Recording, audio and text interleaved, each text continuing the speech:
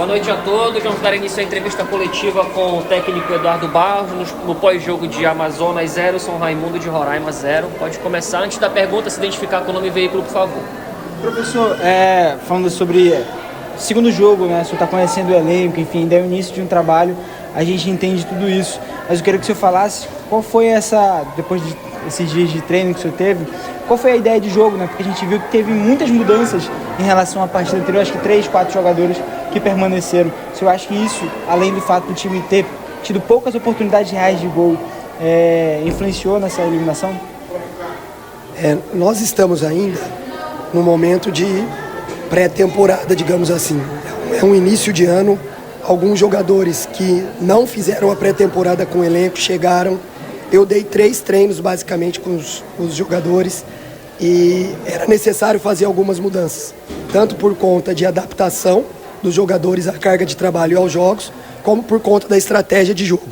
Por exemplo, a Capo já foi para 90 no último jogo, que não estava programado.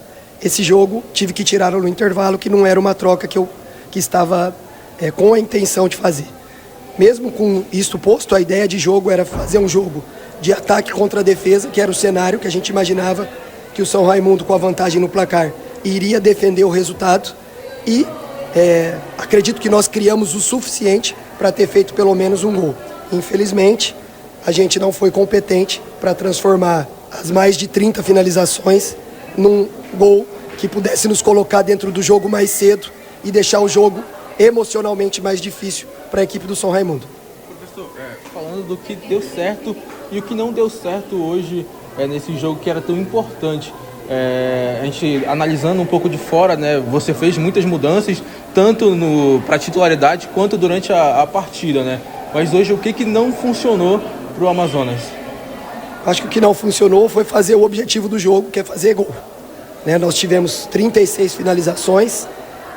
Quando se tem só posse de bola e elas não geram finalizações, é uma posse de bola que não faz sentido, não é um caso. Nós tivemos mais de 65% de posse, com 34, salvo engano, finalizações.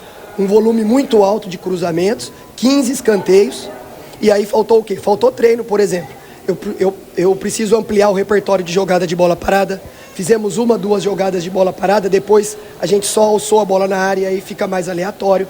Nós conseguimos chegar no campo de ataque e invadir a área no primeiro tempo com maestria. Faltou um capricho para finalizar com um pouco mais de precisão. Então foi isso que faltou. Faltou a gente transformar o volume de jogo que a gente teve em gols. Treinador, Lucas da TV Crítica. Boa noite para o senhor. Boa noite. Qual é o primeiro passo agora para mudar um pouco a página e já pensar também na final do Barezão? O primeiro passo é recuperar os jogadores entre amanhã e sábado, e a partir de domingo iniciar o treinamento com foco total na final do primeiro turno. Professor, dadas as análises que o senhor falou, 2 jogos, rodou bastante o elenco, esses números para serem transformados em eficiência, o senhor acredita que está naquela fase de encontrar o time perfeito do jogo do treinador Eduardo Barros? Sem dúvida. Seria muito simples se em 3 jogos a gente conseguisse transmitir para os jogadores tudo o que a gente quer. Mas se vocês avaliarem o cenário dos 2 jogos, a equipe sofreu muito pouco nos 2 jogos, muito pouco, e produziu o suficiente para ter feito gol. Ainda não fez, mas o caminho está traçado. Tem responsabilidade minha de conseguir criar um cenário ainda melhor para os jogadores transformar essas oportunidades em gol. O senhor fala dessa questão de transformar possibilidades em gol, né? O Amazonas está fazendo muitas contratações, anunciou vários jogadores assim do mercado aqui sul-americano. O senhor pensa em trazer mais jogadores para entrarem nesse seu estilo de jogo e aí, enfim, o time entrosar ainda mais para essa sequência? Se você observar, esse contexto ele não é exclusivo do Amazonas. O mercado está muito aquecido. Todos os clubes do Brasil estão contratando, que disputam as competições nacionais, que vão ter calendário de campeonato brasileiro. Então, é prudente que o Amazonas esteja muito atento às boas oportunidades de mercado que possam vir e qualificar o elenco para a sequência da temporada.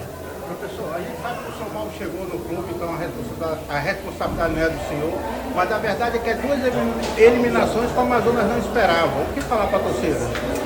O que falar para a torcida é pedir desculpa, porque a gente entende o sentimento do torcedor.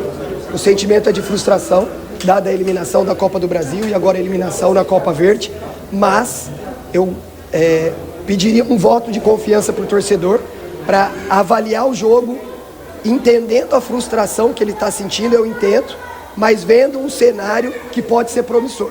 O time produziu o suficiente para vencer, não venceu, mas seria diferente se não tivesse vencido e tivesse sofrido inúmeros contra-ataques, inúmeras chances de gol, cedido inúmeras oportunidades para o adversário. O cenário não foi esse. Nós encurralamos o adversário, produzimos muito e faltou competência. Então, vamos trabalhar nisso que está faltando para a sequência da temporada. Então, tem uma pergunta específica sobre o Rafael, lateral que foi anunciado hoje, já jogou, é do Fluminense, é daqui. O senhor já conhecia? Já é um atleta que o senhor já teria falado para a diretoria ou foi realmente coincidência por ele ter sido da base do Fluminense e hoje está aqui na ter jogado? Não, ele é uma dessas oportunidades boas de mercado que eu mencionei anteriormente. Ele é um jogador que já estava monitorado pelo Amazonas e quando estava encaminhando as negociações minha com o clube, foi um jogador que eu validei e aprovei para que viesse reforçar o nosso elenco. Fechou? Obrigado.